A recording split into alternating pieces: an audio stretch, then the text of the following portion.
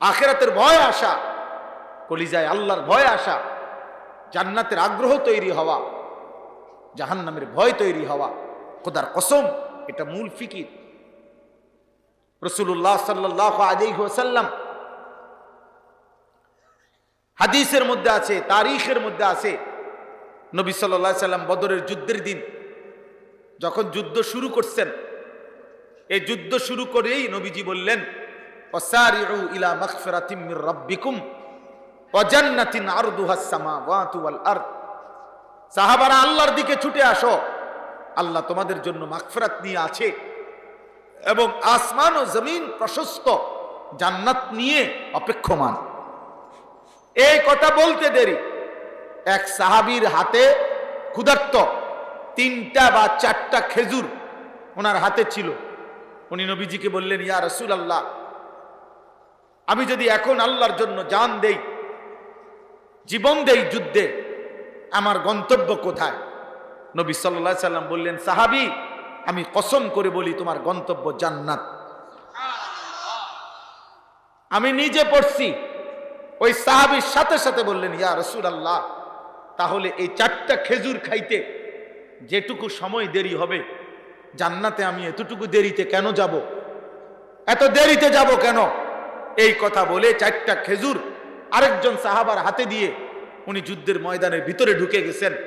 কিছুক্ষণ যুদ্ধ করে জীবন দিয়ে শাহাদাত বরণ করে জান্নাতি হয়ে গেছে।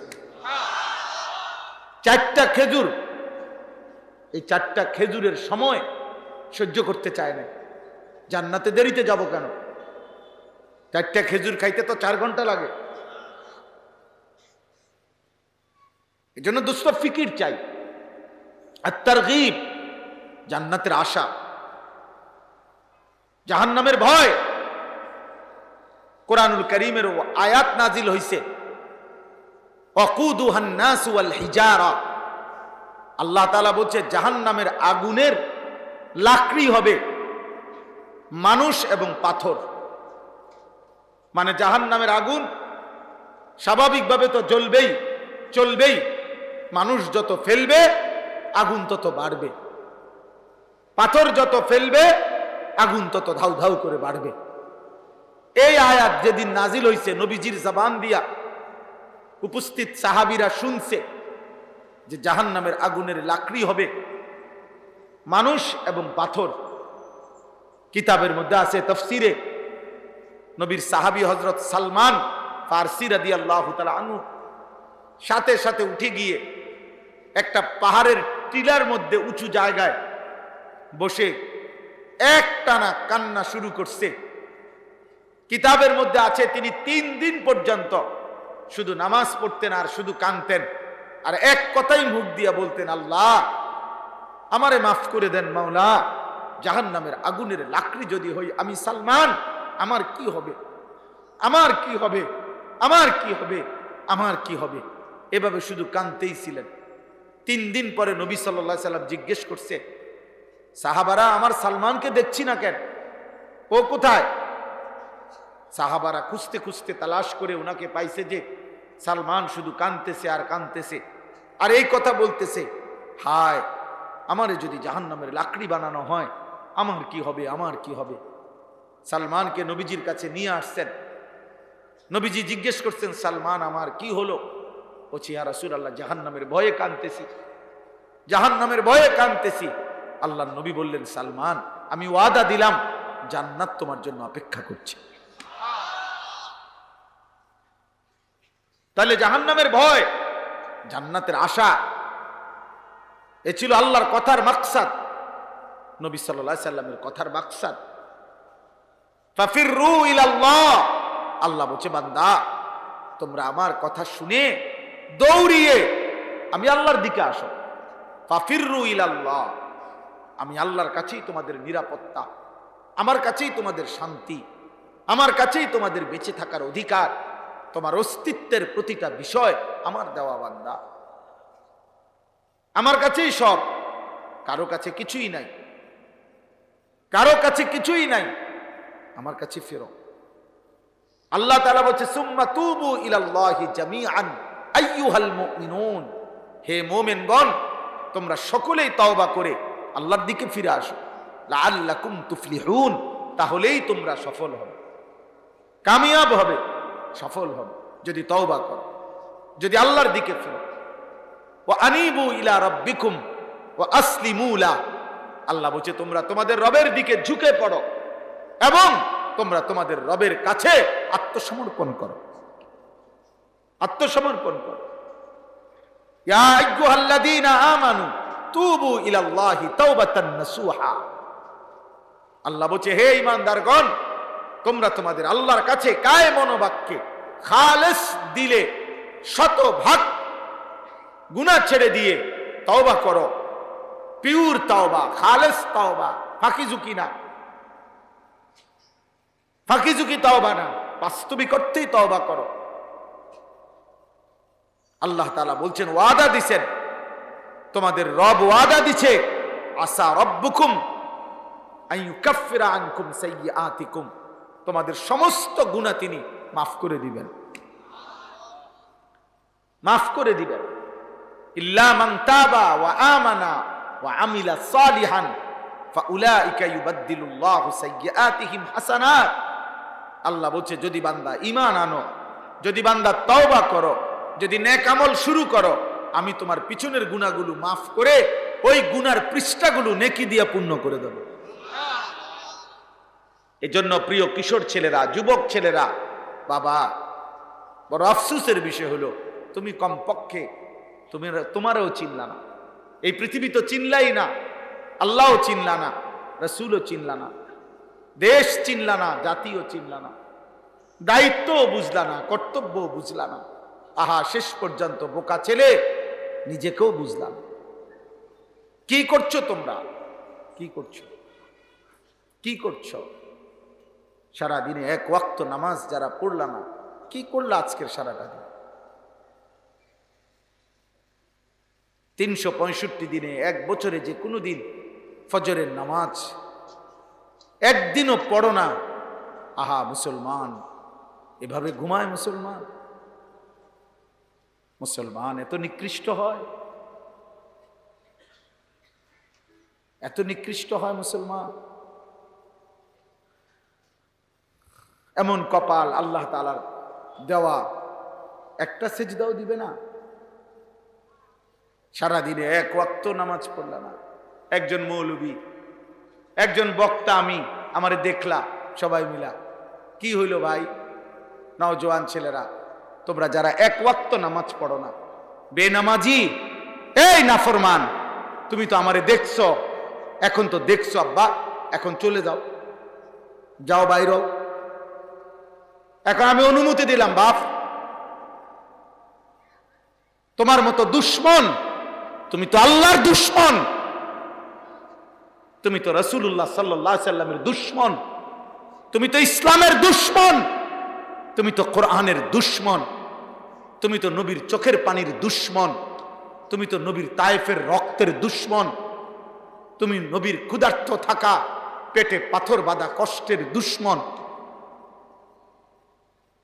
কাজে তুমি তো বক্তা দেখতে আসছো, তো বক্তা তো দেখছো, এখন এই যে দেখলা, এখন যাও, এখন বাইর হও, বাইর হও এখন। লজ্জা থাকলে আল্লাহকে সেজদা দাও।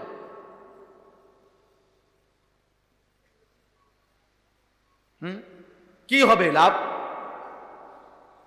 আমার সাথে একটা ছবি উঠাইবা, আয়ো আমি উঠাই, দুজনে একটা ছবি উঠাই, উঠাও, দাও মোবাইলে, তো মানুষে কি বলবে?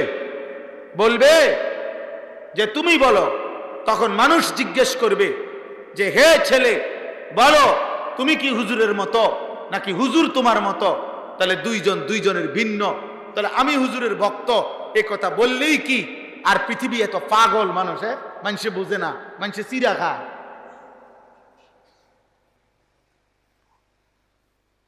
মানুষে চিরা খায়, মানুষে বোকা। তোমার ভক্ত দিয়ে আমি করব কি বাবা?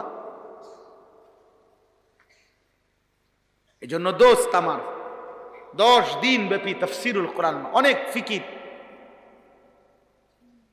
বর্তমানে এই ব্যস্ততার যুগে টানা এই মাহফিল ধরে রাখা আমার কাছে কষ্টকর মনে হয়। অনেক ব্যস্ততা মানুষের, যারা আয়োজন করে তাদেরও ব্যস্ততা। পৃথিবীর সমস্ত মানুষের এখন হার লাইনে উপার্জনের ব্যস্ততা বেড়ে গেছে বাপ। যে পণ্যের স্বাভাবিক দাম ছিল 30 টাকা, ওই পণ্যের দাম এখন 300 টাকা। যে পণ্যের স্বাভাবিক দাম ছিল 50 টাকা, ওই পণ্যের দাম হয়ে গেছে মনে করেন 500 টাকা। মানুষের প্রয়োজন এখন বেশি। বাস্তব হালালভাবে চলতো এখন অনেক টাকা দরকার, যার কারণে প্রত্যেকটা মানুষ কষ্ট বেশি করে, উপার্জনের জন্য ফিকির করে। এটা দোষণীয় না। আমি এইবারও সৌদি আরব হজ্জের সফরে প্রবাসীকে দেখছি, জিজ্ঞাইলাম ভাই এখন কই যান? কয় হুজুর 12 ঘন্টা বরাবর একখানে ডিউটি করে আসছি, এরপরে আর সময়ে যেই টাইম এখান থেকে 6 ঘন্টা টাইম, এখন আরেকটা জায়গা যাইতেছি, ওইখানে 6 ঘন্টা ডিউটি করবো, কইরা 18 ঘন্টা। 6 ঘন্টা হুজুর এই বিশ্রাম, কাপড় চোপড় ধোয়া, খানা, একটু না নিজের আরাম, এইটুকুটাই। তাই বললাম ভাই পরের 6 ঘন্টা আবার এই কষ্ট করেন? কয় হুজুর মা আগা বুড়া হয়ে গেছে, বাচ্চা কাচ্চা গুণ পড়ালেখা করতে বড় সড়ো হয়ে গেছে, বউ বাচ্চার চাহিদা, সংসার বড় হয়ে গেছে, বাবা অসুস্থ, আগের মতো হয় না হুজুর, কুলাইতারি না, এই জন্য কদ্দুর কষ্ট বেশি করি। 18 ঘন্টা ডিউটি করে মানুষ, 18 ঘন্টা। আর তোমরা কিশোর যুবক, এমন সুন্দর জীবন তোমরা একেবারে অনাদরে অবহেলায় শেষ করে দিচ্ছ। না আখিরাত চিনলা, না দুনিয়া চিনলা। আহারে অকর্মণ্য অপদার্থ, একটা মোবাইল টিপতে টিপতে দুনিয়া শেষ করে দিল। আরে যদি সিরা বাজদা, মুড়ি বাজদা, তাইলেও কিছু হইত। যদি মাটি কাটতা, তাইলেও দিন শেষে 400 টাকা হাজিরা পাইত। একটা ছোট কাজ করো, ছোট কাজ। তোমার হাতে পূর্ণ শক্তি, তোমার বাবার হাতে ওই শক্তি নাই।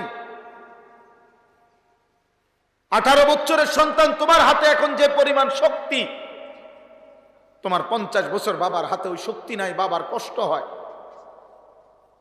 বাবা হয়তো একাকী নীরবে কাঁদে, অথবা ভাবে যাক আর আমার জীবন শেষ, আর সুখ করতে পারলাম না। জিফুতেরে যদি আল্লাহ সুখ দেয়, বলে না হুজুরের কথা, ভাবে না? এক বাপ হয়তো মনে মনে ভাবে যা আর জীবনে আর সুখ পাইলাম না, যা ঠিক আছে, জিফুতেরে যদি আল্লাহ ভালো রাখে। আর তোমরা সেই বাবার কষ্টের মেহনতের টাকা দেদারসে নষ্ট করে দিচ্ছ। তোমরা বুঝলাও না বাবা মুসলমান কাকে বলে।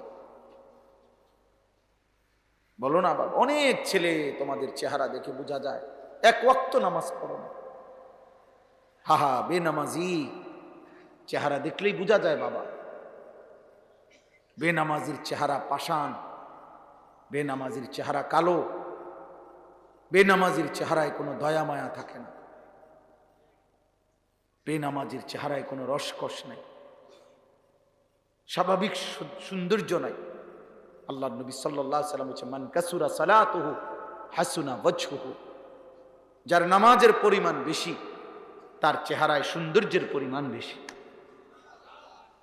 নবীজি বলছেন, মান কাসুরা সালাতুহু ফিল লাইল হাসুনা ওয়াজহুহু ফিন নাহার। রাতের গভীরে যে নামাজ পড়ে বেশি, দিনের আলোতে আল্লাহ তাআলা তার চেহারা উজ্জ্বল করে দেন, আলোকিত করে দেন, আলোকিত করে। গুনার প্রথম আসর কি? আল্লাহর কসম, হযরত আব্দুল্লাহ ইবনে আব্বাস রাদিয়াল্লাহু তাআলা আনহুমা বলছেন, প্রত্যেক গুনার প্রথম ক্ষতি কি? মানে গুনার প্রথম ক্ষতি, প্রতিটা চুরি, ডাকাতি, জিনা, ব্যভিচার, মদ, জুয়া, সুদ, ঘুষ, কিস্তি, বেহায়াপনা, বেপরদিগি, নাটক, সিনেমা, হারাম যত কিছু, প্রত্যেক গুনার প্রথম ক্ষতি কি? সাওয়াদুন ফিল ওয়াজহ। হযরত আব্দুল্লাহ ইবনে আব্বাস বলছে, গুনার প্রথম ক্ষতি চেহারা কালো করে। আল্লাহর কসম, নবীর বিখ্যাত সাহাবী বলছে, শ্রেষ্ঠ সাহাবী আব্দুল্লাহ ইবনে আব্বাস রাদিয়াল্লাহু তাআলা, গুনার প্রথম ক্ষতি চেহারা কালো করে, জুলমাতুন ফিল কলব, দ্বিতীয় ক্ষতি অন্তর অন্ধকার করে, ওয়াহানুন ফিল বাদান, তৃতীয় ক্ষতি শরীর দুর্বল করে, দাইকুন ফির রিজক, চতুর্থ ক্ষতি রিজিক কমিয়ে দেয়, পঞ্চম ক্ষতি বুগদাতুন ফি কুলুবিল খালক, মানুষের অন্তরে ঘৃণা তৈরি করে। আমি প্রত্যেক দিন বলি, আমি আজও বলতেছি, প্রিয় বাবা, প্রিয় সন্তান, আমাকেও বলি, আপনাদেরকেও বলি, মনে রাখবেন, কোন পাপীকে মানুষ মানুষ নামে ডাকে না, পাপের নামে ডাকে। প্রিয় ছেলে, মনে রাখো আব্বা, পাপীকে মানুষ মানুষ নামে ডাকে না, পাপের নামে ডাকে। কোন সুদখোরকে মানুষ আর মানুষ নামে ডাকে না, বলে সুদখোর। কোন ঘুষখোরকে মানুষ আর মানুষ নামে ডাকে না, ঘুষখোর নামে ডাকে। কোন মদখোরকে মানুষ আর মানুষ নামে ডাকে না, বলে মদখোর, নেশাখোর, গাঁজাখোর। কোন জুয়ারিকে মানুষ মানুষ নামে আর ডাকে না, বলে জুয়ারি, লম্পট।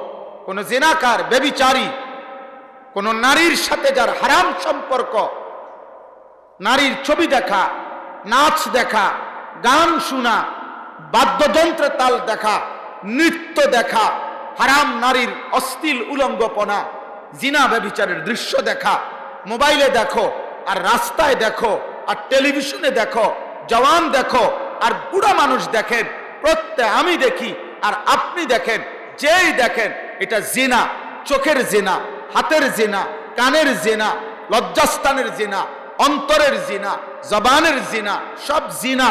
জিনা, নবী বলছে ব্যভিচার, ব্যভিচার, ব্যভিচার, ব্যভিচার। এজন্য নারী যেভাবেই দেখেন, যাকে দেখার অনুমতি নাই, ওইটা জিনা, ওইটা ব্যভিচার। আর আল্লাহর নবী বলছেন, হযরত হুযায়ফা রাদিয়াল্লাহু তাআলা আনহুর হাদিস, ইয়া মা'শারান নাস, নবী বলছে, হে লোক সকল, ইত্তাকুজ জিনা, জিনা থেকে বেঁচে থাকো।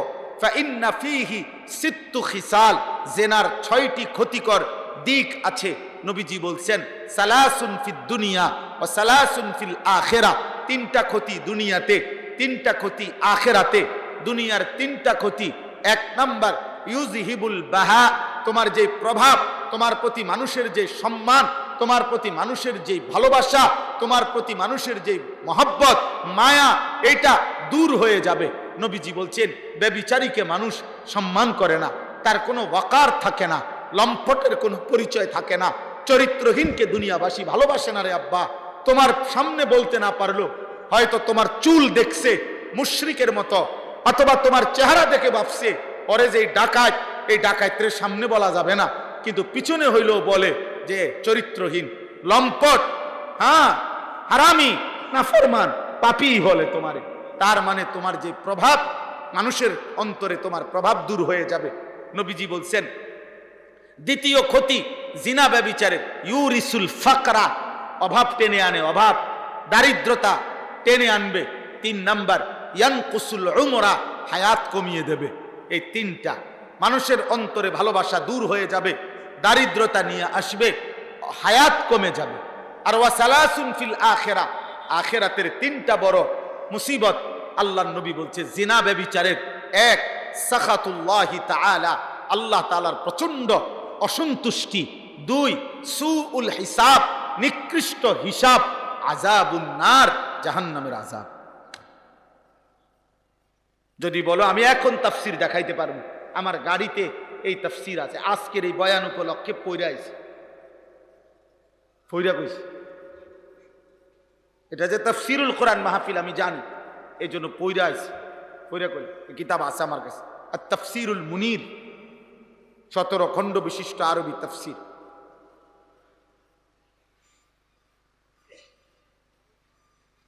এজন্য বললাম, আমার বাপ গুনাহ নিচে নামায়, গুনাহ নিচে নামায়, গুনাহ তোমারে কোনোদিন দামি বানাবে না, কাউরে না রে বাপ, আমারেও না, তোমারেও না। কাউরে না, কাউরে না। গুনাহ কাউকে দামি বানায় না। ওয়া ইন্নাল ফুজুরা ইয়াহদি ইলান নার, নবীজি বলছে প্রত্যেকটা গুনাহ জাহান্নামের দিকে টেনে নিয়েছে, জাহান্নামের দিকে টেনে নিয়েছে।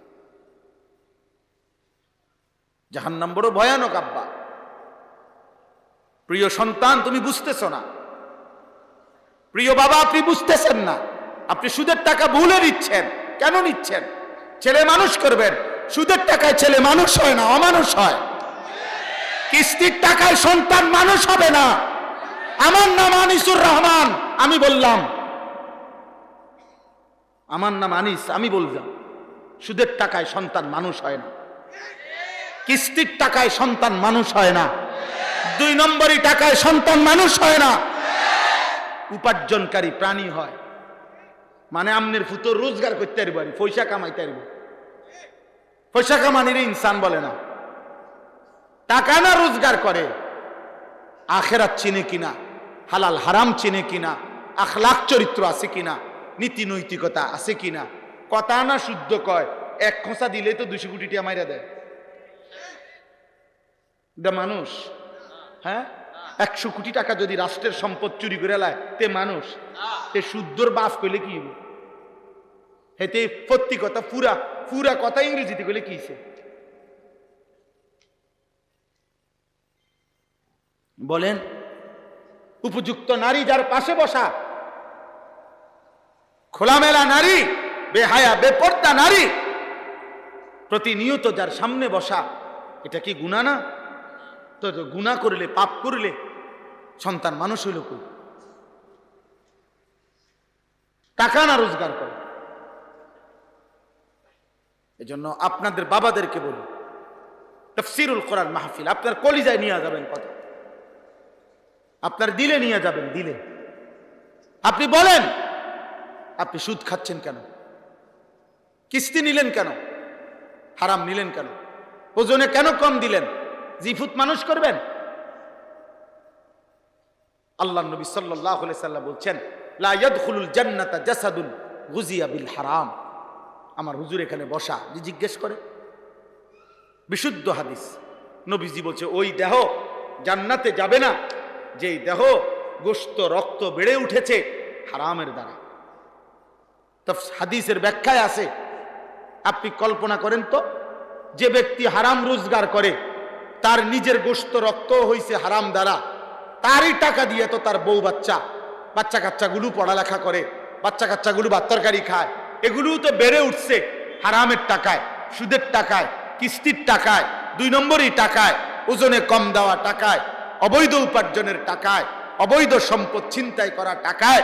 তাহলে এই জিফুত এরাও তো বেড়ে উঠছে এই হারামের দ্বারা। তো আল্লাহ নবী তো বলেন, যেই দেহ হারাম দ্বারা বেড়ে ওঠে, হারাম দ্বারা গড়ে ওঠে, খোদার কসম নবী বলছে ওই দেহ জান্নাতে প্রবেশ করবে না, করবে না, করবে না, করবে না, করবে না।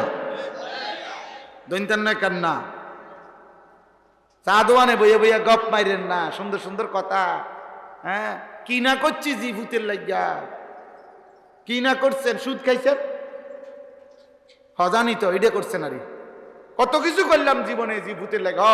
নিয়মিত ওজনে কম দিছেন, এই তো প্রতি কেজিতে 200 গ্রাম নাই, আপনি তো করছেন, এটি আপনি তো করছেন, আপনি তো করছেন। এই 2 নম্বরই করে তো সোফা বানাইছেন, 6 নম্বরই করে তো আপনি ফ্রিজ কিনছেন। যদি বলেন হুজুর আমি করি না, তো আমি কি আপনি কইছি নাকি? আপনি চেতেন কা কথা বোঝেন নাই। কেউ যদি বলেন হুজুর এটা কি আমারে করেন, আপনি যদি এগুলা না থাকেন, হ্যাঁ, আপনারে কি আমি বলছি নি? আর যে এই হারাম করছেন, আপনারা না কন কা? আপনারা কি কইতো? জোনায়েদ বাগদাদি কইতো তো। আপনি টাকা নিলেন সুদ, আপনি খান সুদ, আপনারা কি কইতো? বাইজিদ বুস্তামি কইতো তো। কি কইতো? সুদকুর কইব তো। আপনারা বলতো কি তাহলে? আপনারা কি বলতো? আপনি কোন? আপনি বলেন যে আমি সুদ খাইলে খাই, কিন্তু আপনি আমারে জোনায়েদ বাগদাদি স্বাস্থ্য ভাই কইতো।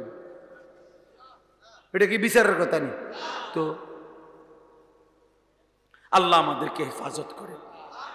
অতএব আমার মাকসাদ এটা, আমি 10 দিন ব্যাপী তাফসিরুল কোরআন এই মাহফিলে আমার অনুরোধ, আমি বাবা ভাই ছেলে পর্দার আড়ালের মা বোন প্রত্যেককে বলি, ইনসাফ করো। আমিও, আমরাও, ওয়ালতানজুর নাফসুম মা কদ্দামাত লিগাদ। আল্লাহ বলছে বান্দা লক্ষ্য করো, তুমি খেয়াল করো, আজকের দুনিয়া থেকে আগামীকালকের আখিরাতের জন্য তুমি কি পাঠাইলা। তুমি খেয়াল করো বাবা, বান্দা তুমি তোমারটা হিসাব করো। ওয়ানাকতুবু মা কদ্দামু ওয়া আসারাহুম। আল্লাহ বলে বান্দা মনে রেখো, তোমার প্রত্যেকটি আমল আমি লিখে রাখছি। এমনকি একটা আমল করতে গিয়ে তোমার যে কদম, পায়ের চিহ্ন, এই চিহ্নটার হিসাব পর্যন্ত আমি লিখে রাখছি। আমি লিখে রাখছি। আলিমাত তাফসুম মা কদ্দামাত ওয়া আখারাত। আল্লাহ বলছে বান্দা তোমরা প্রত্যেকে নিজে সশরীরে জীবিত থেকে যেই আমল করেছ, এইটাও আমল নামায় তোমরা লিখিত হিসাব পাবা।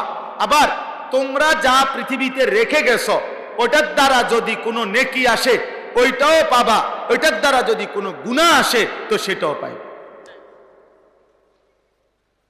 তুমি যে মসজিদে করছো, মসজিদে টাকা 30,000 দিয়ে গেছো, তো তোমার মৃত্যুর পরেও এই মসজিদে যতদিন নামাজ হবে, সেজদা হবে, আল্লাহর বন্দিগি হবে, খোদার কসম আল্লাহ বলছে বান্দা তোমার আমল নামা তো নেকি আসবে। আবার তুমি যে মাশাআল্লাহ এখন টেলিভিশন রেখে গেছো ঘরে, তোমার বউ আর তোমার জিফুত নাতি নাতনি মিল্লা সোফাত বইয়া ঠেঙ্গালগি দিয়া এখন যে নর্তকীর নাচ দেখে, নাটক দেখে, সিনেমা দেখে, নৃত্য দেখে, এগুলোর দ্বারা যা গুনাহ হয়, খোদার কসম তোমার আমল নামার মধ্যে তার প্রত্যেকটা গুনাহ সমান সমান 100 লেখা হবে। 100 ওদের গুনাহ যে দূর, তোমার গুনাহ। দাদা যান আপনি টের পাবেন, দাদা আপনার নাতির আমল দিয়া আমনো আল্লাহর রহমতে সেরে যাবেন, আমনো টের পাবেন, আমনো টের পাইবেন। আপনি হাসরের ময়দানে দেখবেন, আখিরাতের হিসাব পাবেন। আপনি যখন দেখবেন যে নাটক সিনেমা আমনের নামে 10 কোটি, আপনি করবেন না কি কন আল্লাহ কারে দিয়ে লেখাইছেন তার ডাকেন। আমি টেলিভিশন চাইছি ঠিক আছে 60 বছর, 60 বছরে 10 কোটি হয় কেমনে? তখন ফেরেশতা বলবো চাচা আপনারা কি আগে কইছিল না হুজুররা যে আপনার নাতির টিউ হিসাব আইব? এগুলো আপনারে বলে নাই, আপনার ব্যবস্থাপনায় না, আপনি টিভিটা তো এরা বদলাইছে না। আপনার মরার পরও আরো 12 বছর এই টিভি হেঁটেই ছিল। বলেন আপনি কি করবেন? আপনি তখন অস্বীকার করবেন কেন? আবার নেককার সন্তান যে রেখে গেছে, হাদিস আপনারা অনেক শুনছেন, কোন নেক সন্তান যখন বাবা মার জন্য দোয়া করছে, প্রতিনিয়ত ইস্তেগফার করছে, আর আল্লাহ তাআলা ওই বাবা মার আমল নামার মধ্যে নেকি উঠাইছে, নেকি উঠাইছে, নেকি উঠাইছে। হাসরের দিন ওই বাবা মা নিজের আমল নামার নেকি দেখে বলবে, আয় মাওলা এত নেকি আমার নামে কোত্থেকে আসলো, আমার এত গুনাহ কেমনে মাফ হইল? তো আল্লাহ তাআলা বলবে, ইস্তিগফারে ওয়ালাদিকুমা, তোমাদের সন্তানদের দোয়ার বরকতে, ইস্তিগফারের বরকতে প্রতিনিয়ত তোমাদের সন্তান তোমাদের দুনিয়াতে, তোমাদের মৃত্যুর পরে রব্বির হামহুমা কামা রব্বায়ানি সগীরা, রহম চাইছে আমার কাছে, আমি নেকি দিছি। রব্বানা গফিরলি ওয়া লিওয়ালিদাইয়া, আল্লাহ আমারে মাফ করে দেন, আমার মা বাপকে মাফ করে দেন, এই দোয়া করছে, তো আমি গুনাহ মাফ করতে থাকছি।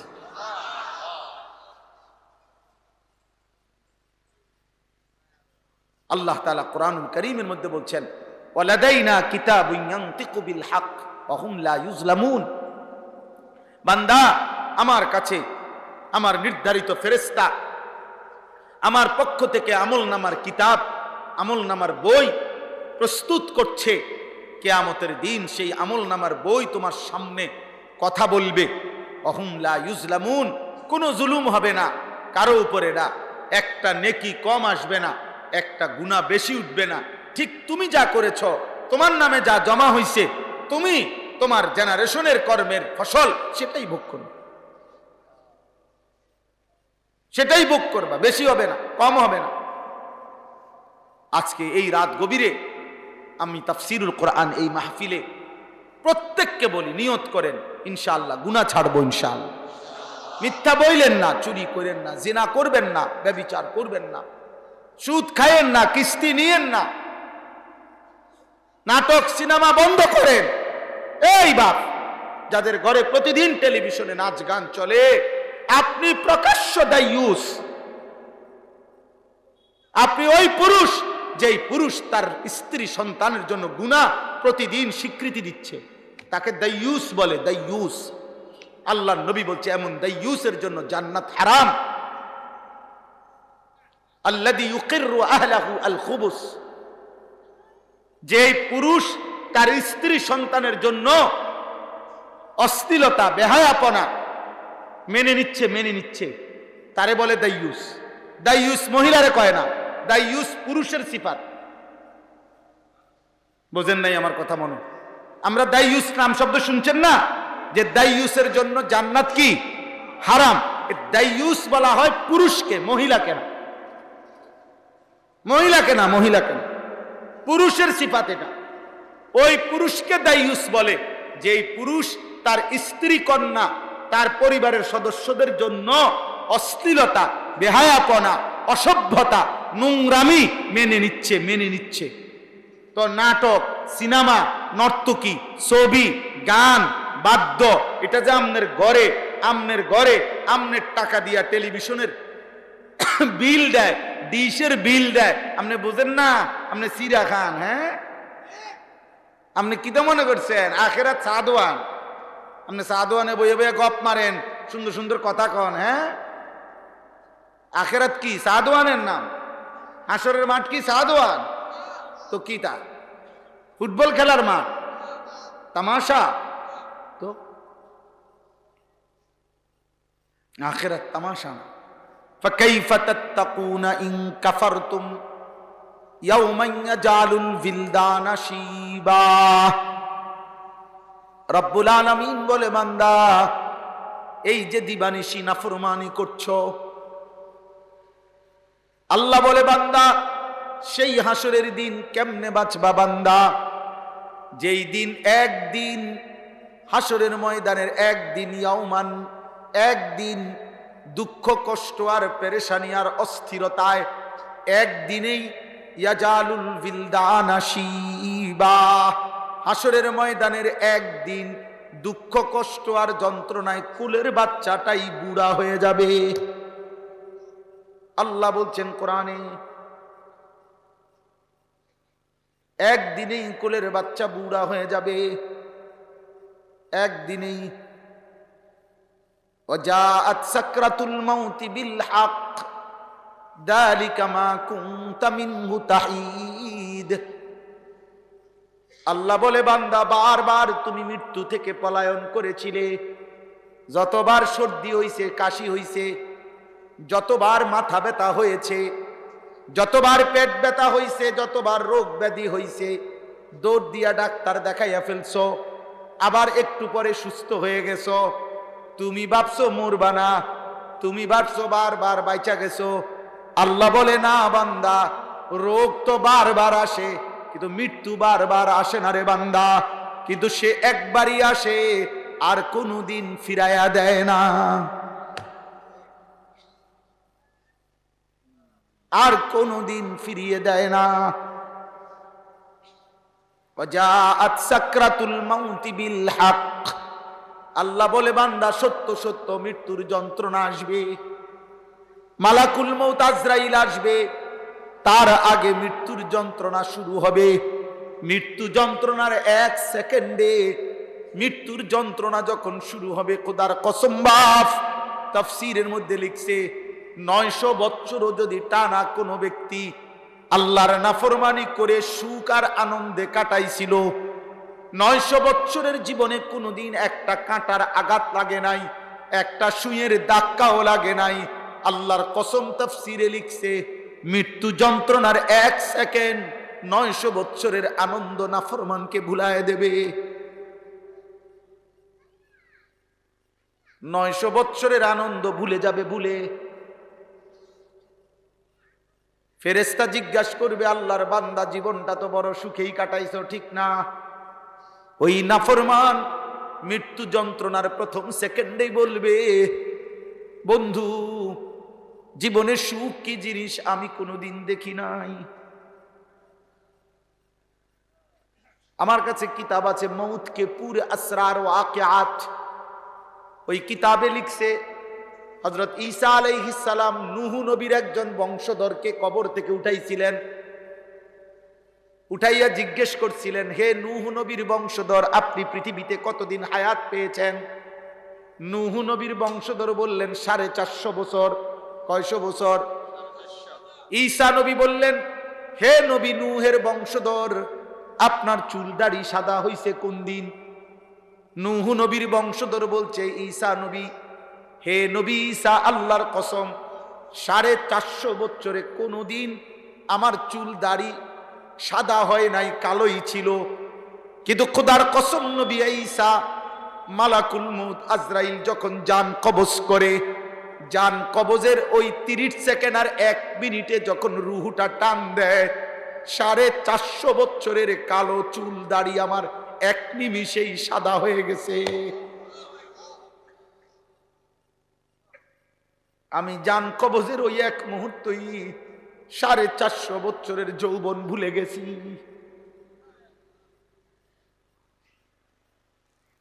আল্লাহর নবীর সাহাবী হযরত আমর ইবনুল আস, আমার কাছে আরবি কিতাব আছে, ওয়াজাআত সাকরাতুল মাউত বিল হক, এই কিতাবের নামে এটা। হুজুর এত সুন্দর কিতাব, এটা আজিমুস শান কিতাব, কলিজা ছিঁড়ে দেওয়ার মতো। ডক্টর আয়েজ আল কারনি, আরব দেশের একজন বড় লেখক, উনি লিখছেন, ওয়াইজ উনি লিখছেন এটা, আয়েজ আল কারনি। ওনার ইদানিং অনেক বই অনুবাদও আছে। এই বইতে পড়ছি নবীর সাহাবী আমর ইবনুল আস রাদিয়াল্লাহু তাআলা আনহু। সবাই শুনতেছেন? ফজর পর্যন্ত ওয়াজ হবে, ফজর পর্যন্ত, ফজর পর্যন্ত ইনশাআল্লাহ। আর কাম নাই, আর মানুষের ভাত খাইতো না। ওয়াজাআত সাকরাতুল মাউত বিল হক, মানে যাতে আর দাওয়াত না দেয় না, এই হুজুরের দরকার নেই, এই যে লইয়া বইছে আর ওঠে না। আল্লাহ আমাদেরকে ভালো রাখেন। তো নবীর সাহাবী আমর ইবনুল আস রাদিয়াল্লাহু তাআলা আনহু, নবীজির বিখ্যাত সাহাবী। প্রিয় ভাই নওজোয়ান শোনো, আব্বা অনেক বড় সাহাবী ছিলেন তিনি, নবীজির উল্লেখযোগ্য সাহাবীদের একজন আমর ইবনে আস, মিশর বিজেতা সাহাবী। গোটা মিশর যিনি বিজয় করেছিলেন, ফাতেহে মিসর, হযরত আমর ইবনে আস। এই সাহাবী, ওনার ছেলেও ছিলেন সাহাবী, আব্দুল্লাহ ইবনে আমর ইবনুল আস। এই সাহাবী আমর ইবনে আস যখন মৃত্যুর মুখে, ওই কিতাবে লিখছে মৃত্যু সজ্জায়, তখন এই মৃত্যুর পূর্ব মুহূর্তে ওনার ছেলে, উনিও তো সাহাবী, উনি যখন বুঝতে পারছে আমার আব্বার মৃত্যু যন্ত্রণা শুরু হয়েছে, সাকরাতুল মাউত, তখন ওনার ছেলে আব্দুল্লাহ সাহাবী ওনার আব্বাকে বলতেছে, আব্বা আপনার এই মুহূর্তে মৃত্যুর যন্ত্রণা কেমন লাগতেছে, আমারে কি একটু বলবেন? উনি ইমানদার, উনি সাহাবী, উনি শ্রেষ্ঠ সাহাবীদের একজন। দোস্ত শোনো বাপ, এই সাহাবী আমর ইবনে আস তখন বলে, ইয়া বুনাইয়া কাআন্না জিবালাদ দুনিয়া আলা সাদরি ওয়া কাআন্নি আতানাফাসু মিন সাকবিল ইবরা।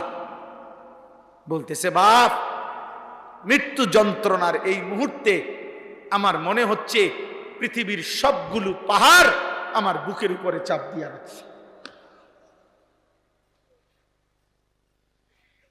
কাআন্না জিবালাদ দুনিয়া আলা সাদরি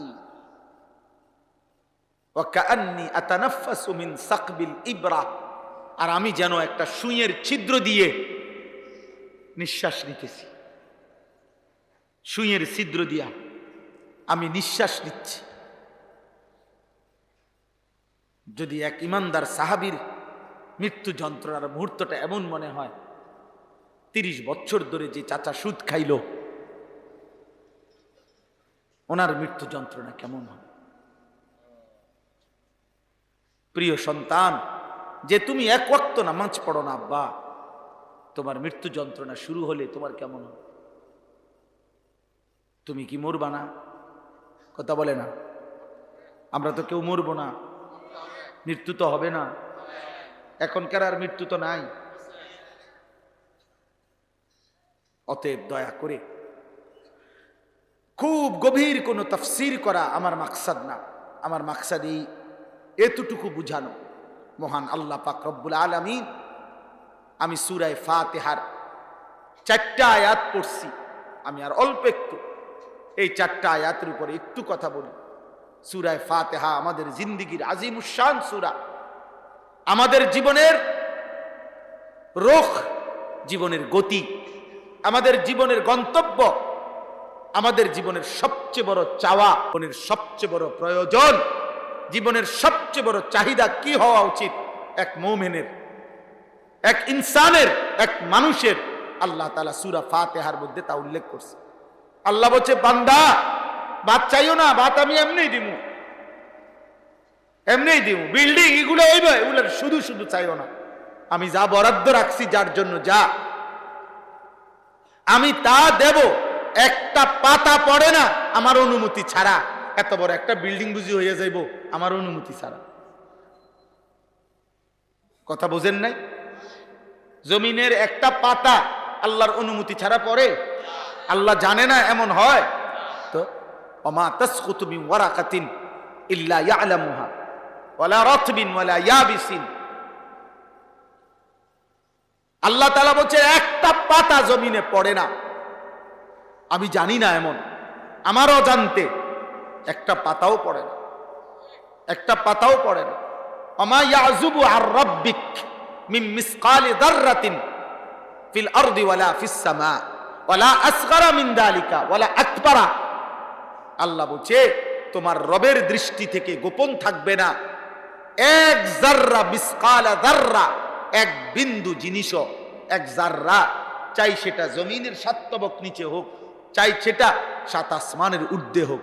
ওয়ালা আসগারা মিন যালিকা, এক যাররা, এক যাররা কদ্দুর পৃথিবীর কেউ আজ পর্যন্ত তার পরিমাপ বলতে পারে নাই। এত সামান্যকে বলে, এত সামান্য। আল্লাহ বলেন ওই সামান্য যাররার চাইতেও ছোট যদি কিছু হয় সেটাও আমার গোপন থাকবে না। সামান্য যাররার চাইতে বড় যদি কিছু হয় ওইটাও আমি আল্লাহর গোপন থাকবে না। আল্লাহ কোরআনে বলছে।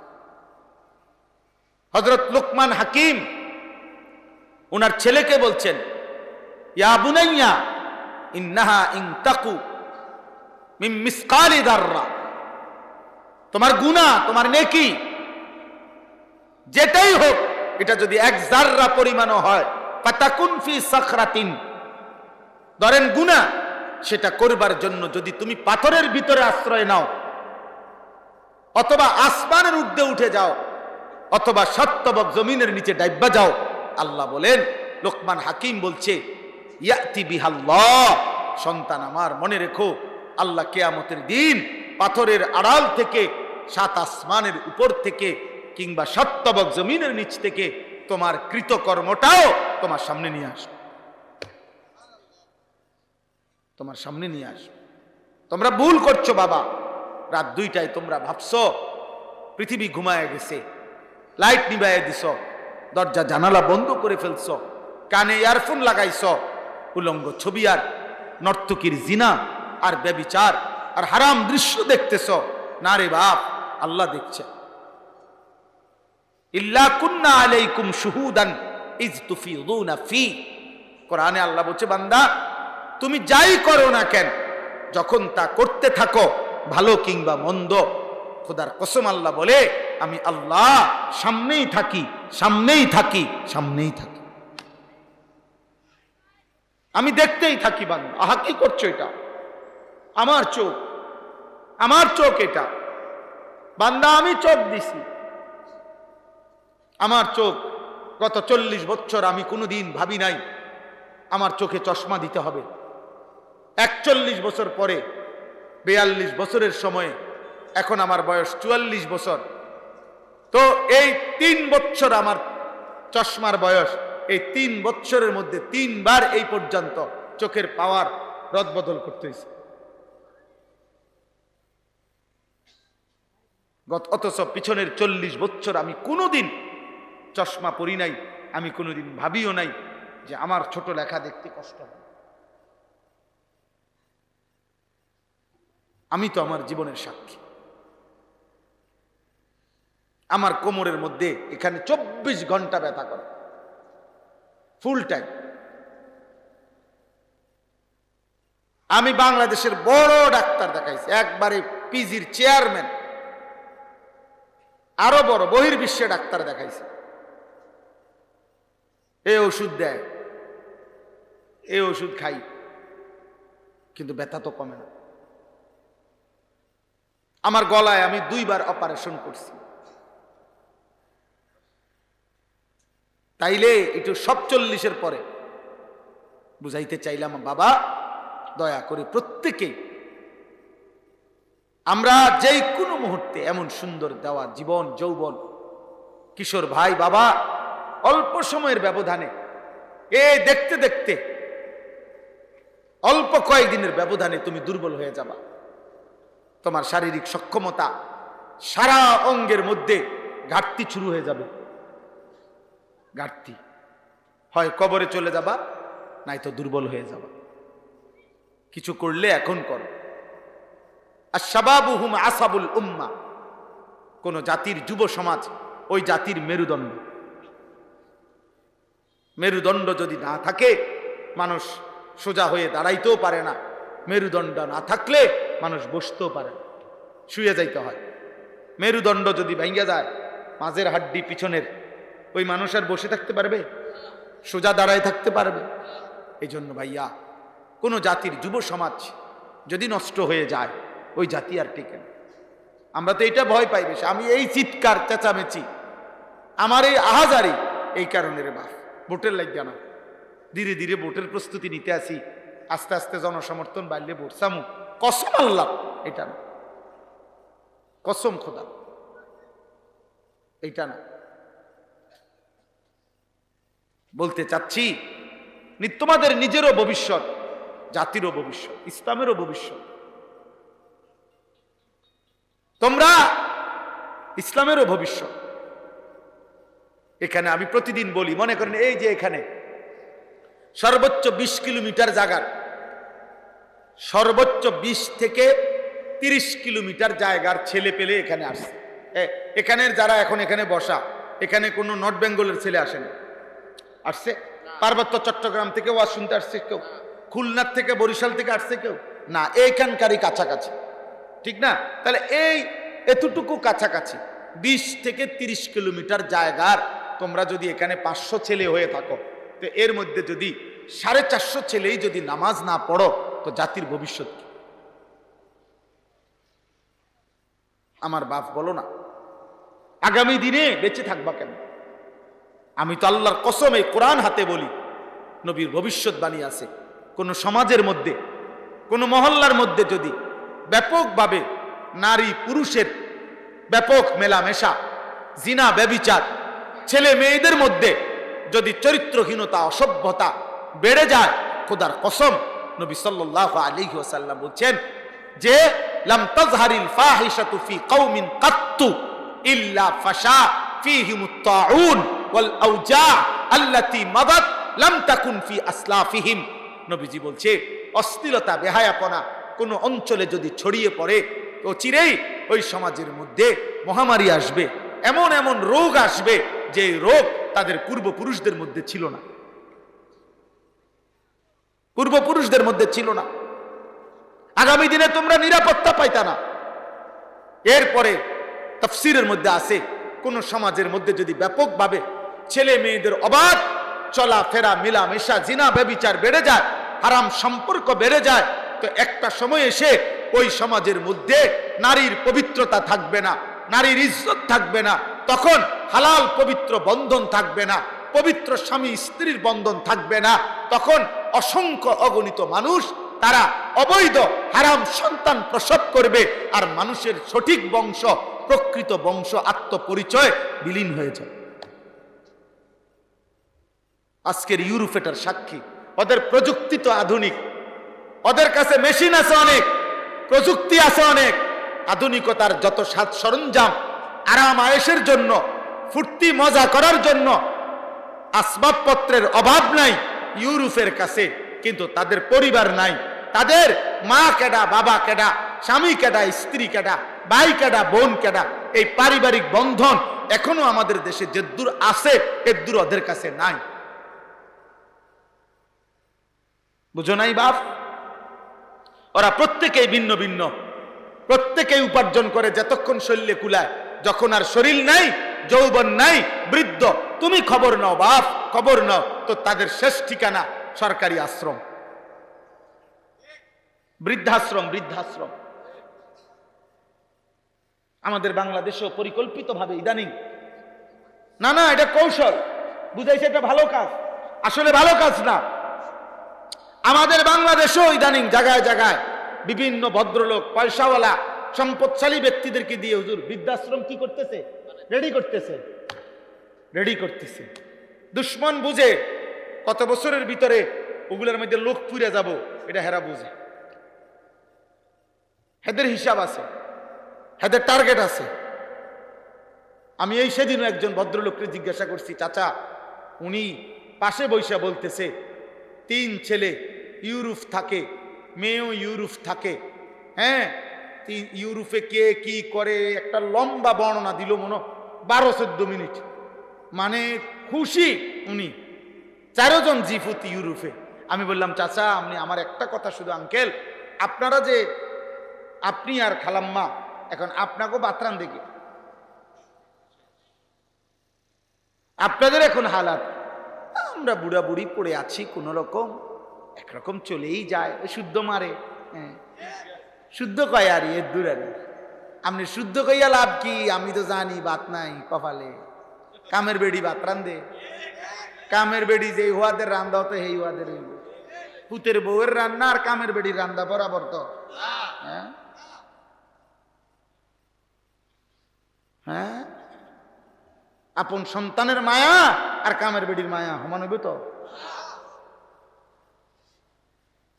তোমরা হারায় যাবা, তোমরা নষ্ট হইও না। আরে আখেরাত তো আছেই, তোমাদের আগামী পৃথিবী, এলোমেলো করো না তোমরা। একটা ছেলে হইল ফিরো, এই চরিত্রহীনতা ছাড়ো, নারীর লোভ ছাড়ো, জিনা ব্যভিচারের আসক্তি ছাড়ো, মোবাইলের আসক্তি বন্ধ করো। বাবা আমি অনুরোধ করছি, বাবা আপনাদেরকেও বলি, আপনার 18 বছরের, 16 বছরের, 14 বছরের ছেলেটা ও যদি বলে পড়ালেখার জন্য বড় মোবাইল দরকার, আমিও বলি দরকার, তাই রাত 12টার পরে কি দরকার? আপনি বলেন মিয়া, আপনি বইয়া বইয়া সিরা খান, আপনি বৈশা বৈশা চা দোয়ানে, আপনারও খাচ্ছত খারাপ, আপনিও মিয়া চা দোয়ানে টেলিভিশন চান, এই জন্য আপনার সন্তানও মোবাইলের মধ্যে নর্তকী দেখেন। আর নাই তো যুদ্ধ করেন, ভাঙা ফেলেন মোবাইল, যে বেটা তুই আমার থেকে নিবি, তোর মার কাছ থেকে নিবি, যখন তোর পড়ালেখার প্রয়োজন অতক্ষণ ব্যবহার করবি, ঠিক আছে, আমি দেখব, আমি দেখব। মা বাবার কঠোর নজরদারি না হইলে সন্তান গড়বে কিভাবে? আল্লাহ আমাদেরকে হেফাজত করে। আর সর্বশেষ কথা হইল, আমাদের তো আখেরাত আছে। প্রিয় ছেলেরা, বাবারা, কিশোর নওজোয়ান, তোমাদের খবর যদি কেউ নাও নেয় তা আখেরাত আছে না? তো সেখানে সেখানে কি করবা? সেখানে কি করবা? এই জন্য আল্লাহ তাআলা বলছেন, আলহামদুলিল্লাহি রাব্বিল আলামিন। আমি শুধু এই এক কথায় ব্যাখ্যা করছি, সমস্ত প্রশংসা আল্লাহর জন্য, যিনি জগৎ সমূহের প্রতিপালক। মানে আল্লাহ বলছে, বান্দা যেখানে যত আয়োজন, যেখানে যত সুন্দর, যেখানে যত মায়া, যেখানে যত ভালোবাসা, যেখানে যত আয়োজন, যেখানে যত সাজগোজ, এই কায়নাতের যেখানে যা কিছু দেখো সবই তো আমার, অতএব প্রশংসা কেবল আমার, প্রশংসা আমার বান্দা, প্রশংসা আমার, সব আমার দেওয়া। মুখের হাসি আমার দান, চোখের কান্না আমার দেওয়া, ফুলের সুন্দর আমি দিছি, পাখির সুন্দর আমি দিছি।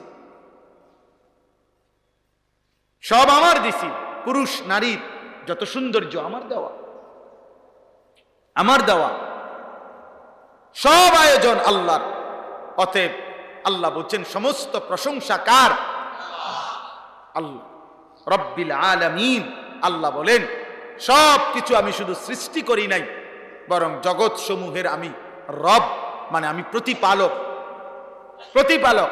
আমার প্রশংসার জন্য করা উচিত, কৃতজ্ঞতার জন্য আদায় করা উচিত যে আমি রব।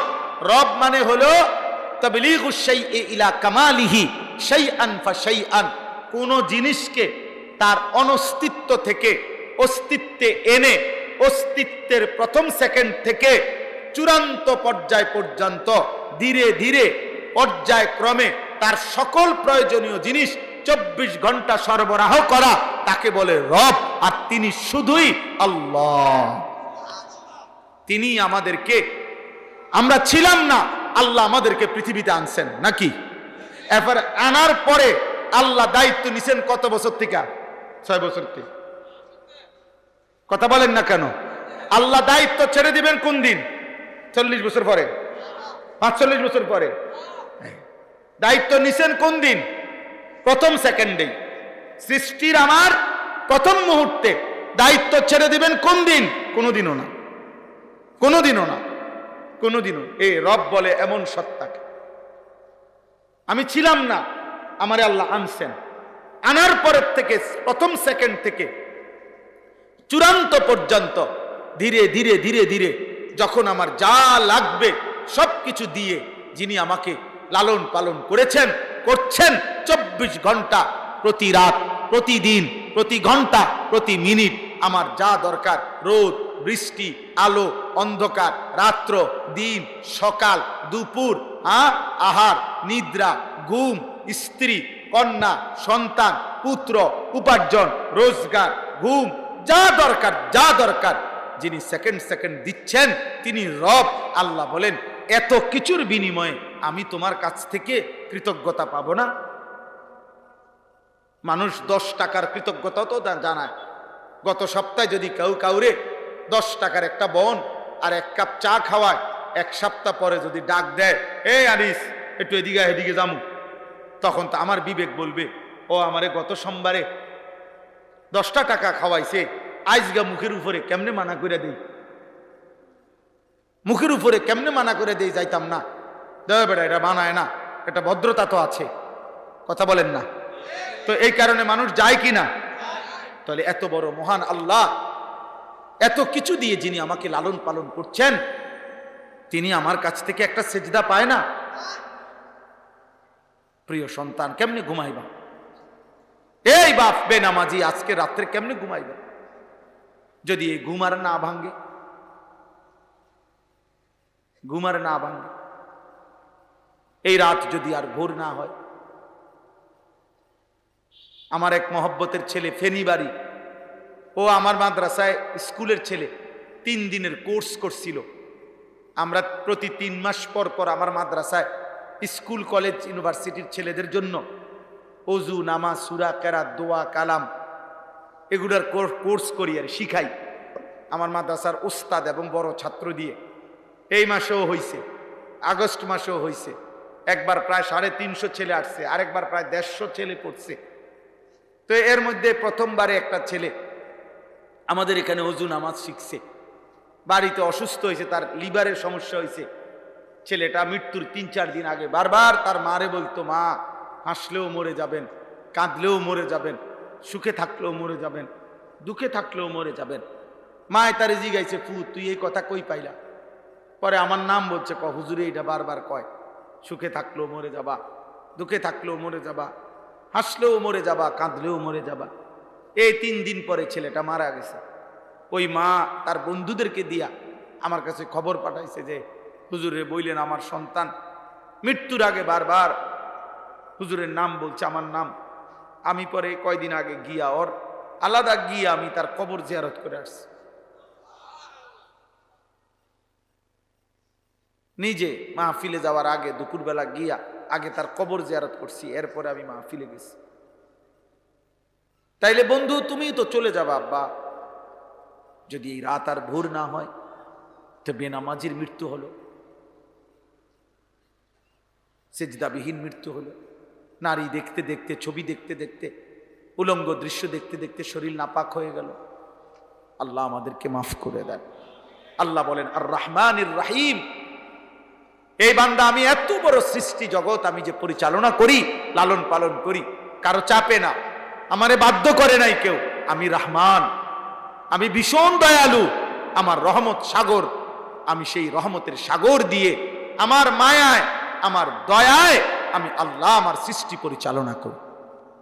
এইবার আল্লাহ বলেন বান্দা তুমি আমার খুব দয়া দেখছো যে তুমি আমারে, এই শেষ কথা শুনেন, আল্লাহ বলে বান্দা তুমি মনে রাখো, তুমি মনে মনে ভাবতেছ আমি এক ওয়াক্ত নামাজও পড়ি না, প্রত্যেক দিন মিথ্যা কথা বলি, আল্লাহরে টোটালি কোনো কিছুই মানি না, এরপরও উনি আমারে খাওয়াইতেছে, পড়াইতেছে, ঘুম পাড়াইতেছে, কোনো অসুবিধা নাই, মনে এই তালেই মনে এরুমে, আল্লাহ মনে এমন।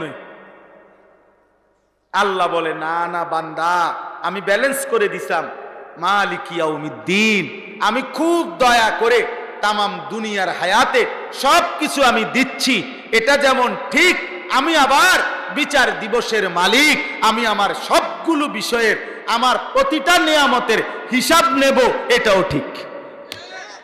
আজ যা দিলাম কাল তা হিসাব নেব, বুঝো নাই আব্বা? আমার হাসি, আমার রাত, আমার দিন, আমার ঘন্টা, আমার মিনিট, আমার সেকেন্ড, আমার খাবার, আমার রিজিক, আমার চোখ, আমার নাক, আমার কান, আমার হাত, আমার চোখের পলক, আমার নিঃশ্বাস, আমি হিসাব নেব। মালিক ইয়াউমিদ্দিন, আমি বাদশাহ। বাদশাহ, বাদশাহ যেমন দান করে, বাদশাহ তেমন শাস্তিও দেয়, দেয় না? কথা বলে না? মালিক ইয়াউমিদ্দিন। অতএব আল্লাহ আমাদের জীবনে ভারসাম্য এনে দিছে, যে আল্লাহ বলে বান্দা আমি ভীষণ রহমতের কারণে, দয়া মায়ার কারণে সবাইকে লালন পালন করছি, কিন্তু অনুগত অবাধ্য এখন সবাইকে দিলাম, তবে মনে রেখো আমি কিন্তু সবটার হিসাব নিই। অতএব তুমি এবার ডান বাম না কইরা, তুমি ডান বাম না করে, কোনো দিকে এলোমেলো না করে, তোমার উচিত এটাই বলা, ইয়াকা না'বুদু ওয়া ইয়াকা নাস্তাঈন। আল্লাহ যেহেতু দিছেন আমনে সব, আবার আপনি সব হিসাবও নিবেন, কাজেই অন্যদিকে যাইয়া লাভ নাই, আমি নিশ্চিন্তে মেনে নিলাম আমি আপনার গোলামি করব, আপনার ইবাদতই করবো। বাবুরে উল্টা পাল্টা করে লাভ নাই, হুদা বুঝছি, হইতো না আমনে যেহেতু ছাড়তেন না, আপনার থেকে যেহেতু ছুটতে পারবো না, তার চাইতে ভালো বেজাল না করা। ওয়া ইয়াকা নাস্তাঈন, তবে মাওলা আপনার কাছে ফরিয়াদ, শুধু আমি দুর্বল, আমি আপনার বান্দা, আপনি আমার একটু সাহায্য করেন, আমি আপনার কাছে সাহায্য চাই, আমি যেন ইবাদত করতে পারি, আপনার হুকুম মানতে পারি, গুনাহ ছাড়তে পারি, আখিরাত সাজাইতে পারি। আল্লাহ আমাদেরকে তৌফিক দান করেন, আল্লাহ আমাদেরকে কবুল করেন। অনেক দেরি করে ফেললাম, অনেক রাত হয়ে গেল। ছেলেরা, বাবারা, আমারও ইচ্ছা ছিল না এত রাত অবধি বয়ান করব, কিন্তু ওই যে নিয়ত করছি হুজুরে কমু, যাতে আমার সামনের বছর ছাড়িয়া দেয়, এই জন্য এই বছর বেশি করে ওয়াজ করে দিল। আল্লাহ যেন হায়াত দান করে, আল্লাহ যেন আপনাদেরকে কবুল করে। আপনারা প্রত্যেকে ইনশাআল্লাহ নিয়ত করেন। বাবারা আপনারা নিজের ফিকির করেন, ছেলেরা বাপ তুমি তোমারে নষ্ট করো না আব্বা। এই ভাই আমি হাত জোড় করে বললাম, তোমারে নষ্ট করে আমিও থাকবো না, তুমিও থাকতা না, কেউ কাউরে মনে রাখবে না রে আব্বা, কেউ কাউরে মনে রাখবে। চলো আমরা নামাজ পড়বো ইনশাআল্লাহ, নিয়ত করো ভাই, ফজরের নামাজ পড়বো ইনশাআল্লাহ, আখলাকের হেফাজত করবো আমরা ইনশাআল্লাহ।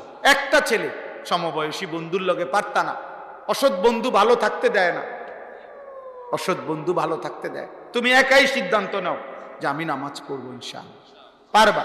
আলহামদুলিল্লাহ প্রতিদিন বাংলাদেশে প্রতিদিন কম বেশি কিছু না কিছু যুবক আল্লাহর দিকে ফিরছে এবং নতুন করে আল্লাহর ইবাদতের স্বপ্ন দেখতেছে। আলহামদুলিল্লাহ আমরা আশায় আছি, আমরা আশা করছি আল্লাহ তৌফিক দান করেন।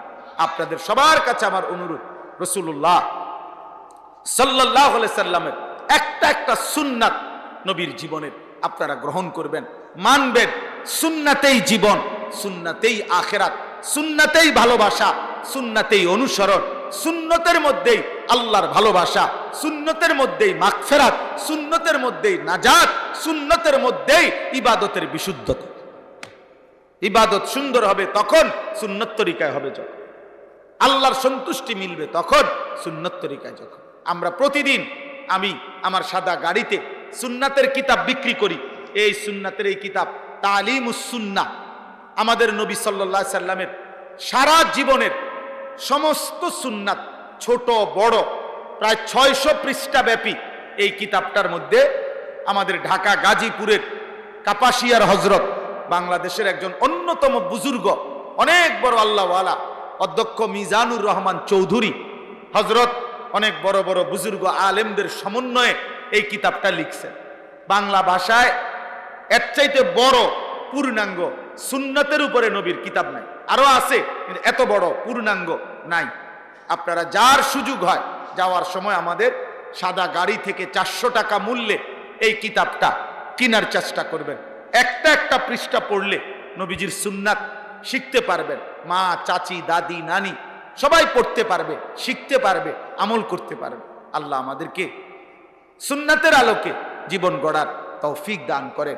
তাফসীরুল কোরআন এই মাহফিল 10 দিনের আল্লাহ তাআলা কিয়ামত পর্যন্ত কায়েম দায়েম করে দেন, কবুল করেন।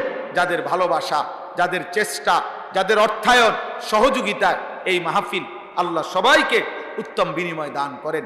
সুবহানাল্লাহি ওয়া বিহামদিহি, সুবহানাকাল্লাহ। দোয়া করব, আলহামদুলিল্লাহি রাব্বিল আলামিন। মাওলায়ে করিম আপনি মাফ করে দেন, আয় করিম আপনি মাফ করে দেন, আয় রহমান আপনি মাফ করে দেন, আয় গফুর আপনি মাফ করে দেন। আগামী জীবন আপনি সুন্দর করে দেন, সেজদাওয়ালা কপাল বানিয়ে দেন, কাঁদনেওয়ালা চোখ বানিয়ে দেন, জিকিরওয়ালা জবান বানিয়ে দেন, মোহাব্বতওয়ালা দিল বানিয়ে দেন, সুন্নতওয়ালা জীবন বানিয়ে দেন। আল্লাহ বিসমিল্লাহির রহমানির রহিম।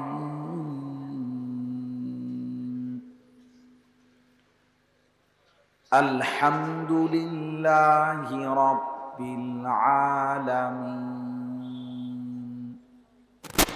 আর রহমানির রহিম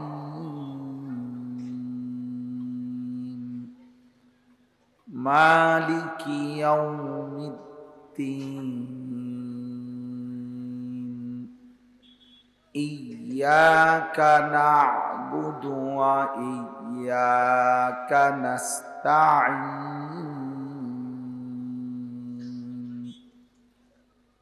সাদাকাল্লাহু মাওলানাল আযীম। وقال نبينا صلى الله عليه وسلم خيركم من تعلم القرآن وعلمه. اللهم صل على محمد وعلى آل محمد كما صليت على إبراهيم وعلى آل إبراهيم إنك حميد مجيد.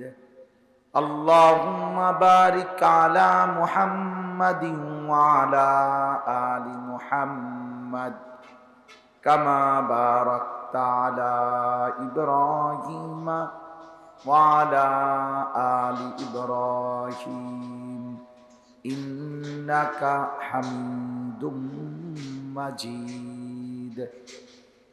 سبحانك لا علم لنا إلا ما علمتنا إنك أنت العليم الحكيم.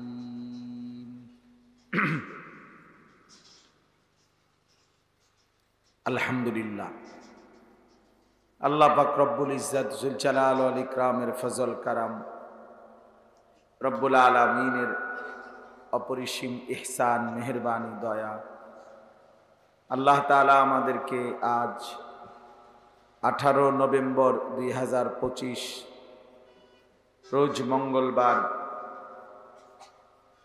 বিবাড়িয়া সদর ঘাটুরা মিলন বাজার এলাকাবাসীর উদ্যোগে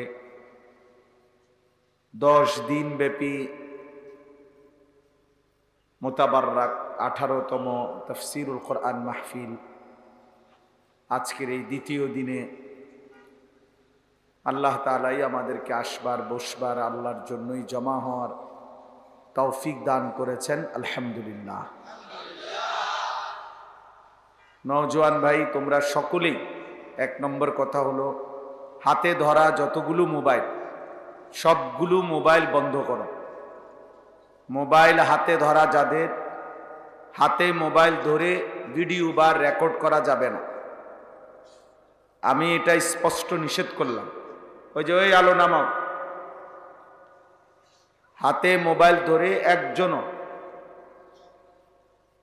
এরপরে যাকে আমি দেখব তাকে ধমক দেব, উঠায় দেব, উঠে যাইতে হবে। আর স্বেচ্ছায় চলে গেলে কোনো সমস্যা নেই, আমার আপত্তি নেই। এটা কোনো আমার নির্বাচনী জনসভা না, আমি কোনো প্রার্থী না, কাজে সকলের সমর্থন আমার দরকার এমন কিছু না। আস্তে আস্তে স্বাভাবিকভাবে আওয়াজ।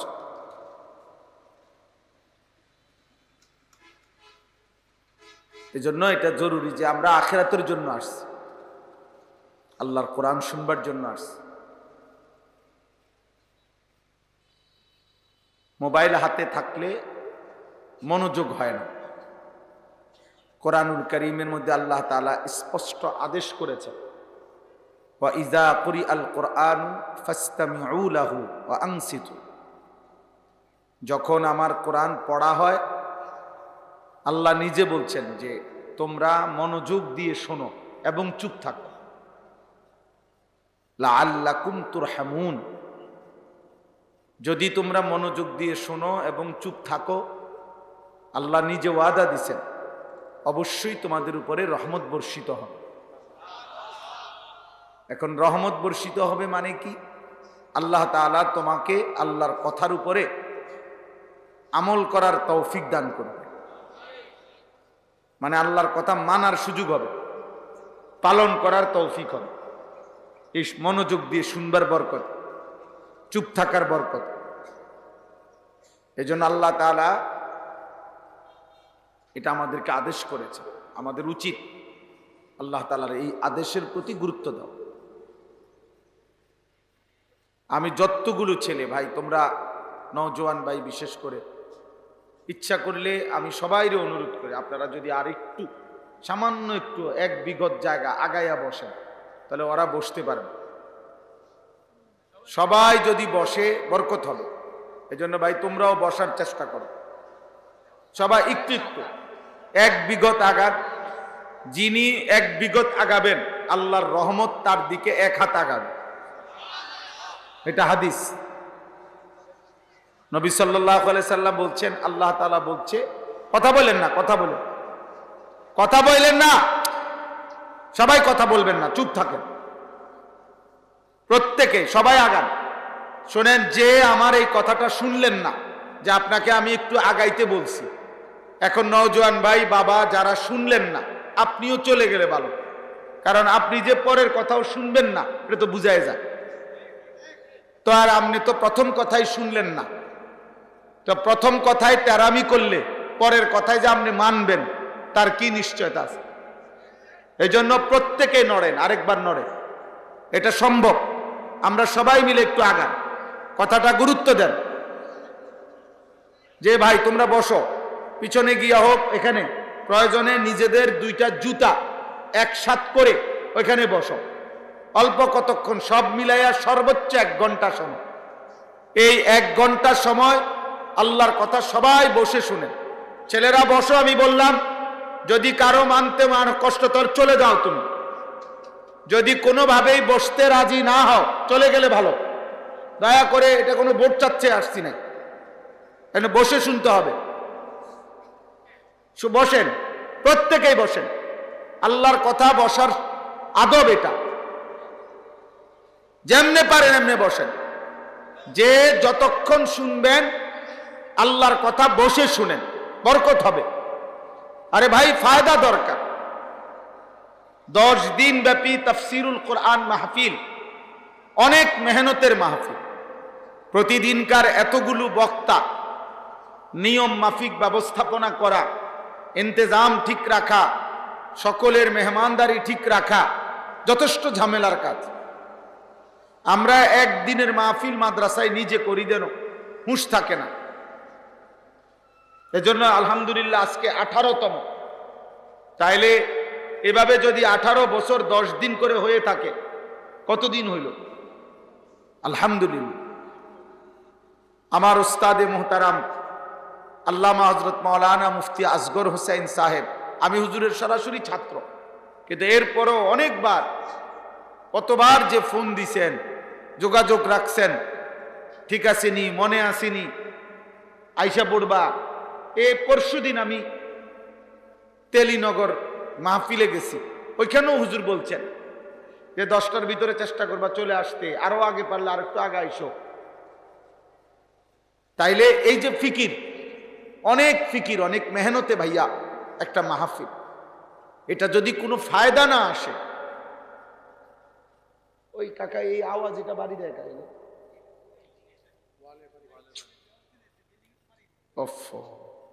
তো এই জন্য এটা জরুরি।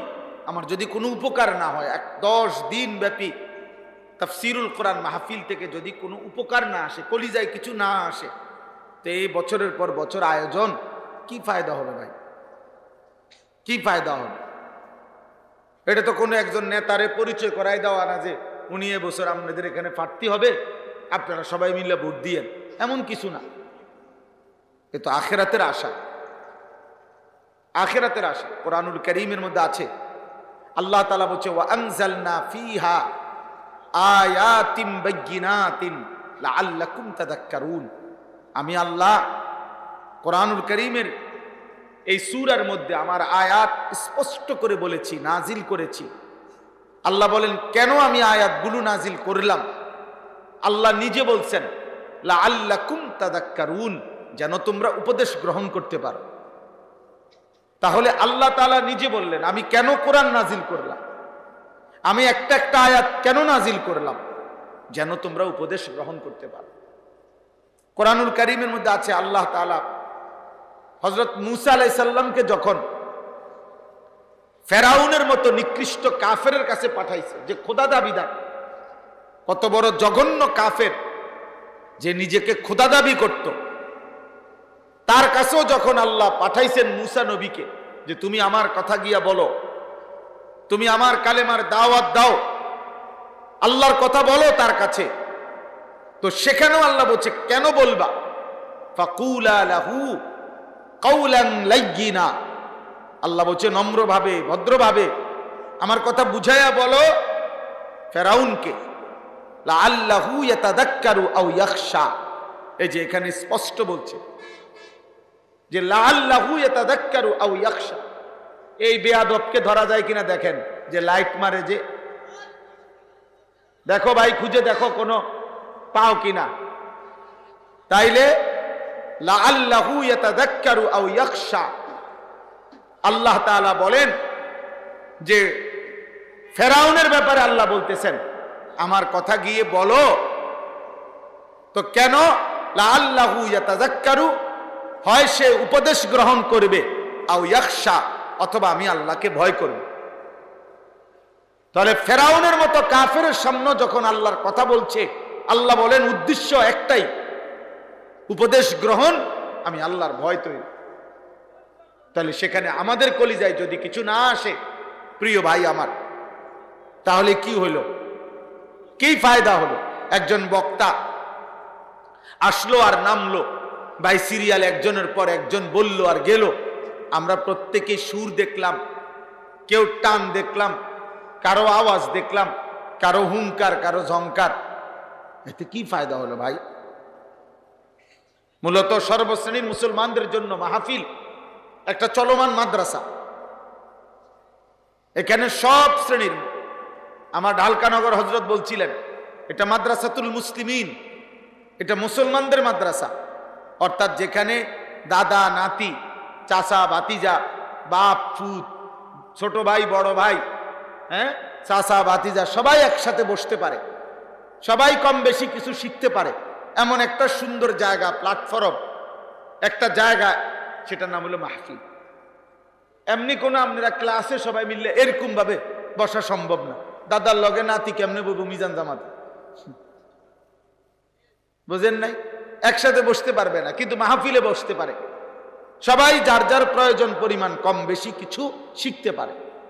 একটি মাহফিলের মূল মাকসাদ কি? ওয়াজ নসিহতের, আত-তারগীব ওয়াত তারহিব, কলিজার মধ্যে জান্নাতের আগ্রহ তৈরি করা, জাহান্নামের ভয় তৈরি করা।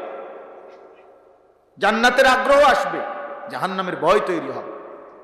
সাহাবায়ে কেরাম হযরত ইরবাদ ইবনে সারিয়া রাদিয়াল্লাহু তাআলা আনহু, তিনি বর্ণনা করছেন নবীজি সাল্লাল্লাহু আলাইহি সাল্লাম ওয়াজানা, আমাদের সামনে ওয়াজ করলেন। ফলে আমাদের কি হলো? জারাফাত মিনহাল উয়ুন ওয়া ওয়াজিলাত মিনহাল কুলুব, আমাদের প্রত্যেকের চোখ থেকে অঝরে পানি ঝরতে লাগলো এবং আমাদের অন্তরগুলো আল্লাহর ভয়ে কাঁপতে শুরু করলো। তাহলে সাহাবায়ে কেরাম নবীজির ওয়াজ শোনার পরে আসরে আপনি উঠটা গিয়ে এই বিড়ি ধরাইলেন, চাচা আপনি এটা কি করলেন? মাহফিলটা শেষ হইল, আপনি কোনাত গিয়া কোনো পানি নাই, ডিলা নাই, কুলুক নাই, পেশাব করতে বইয়া গেলেন। আপনি এটা কি করলেন?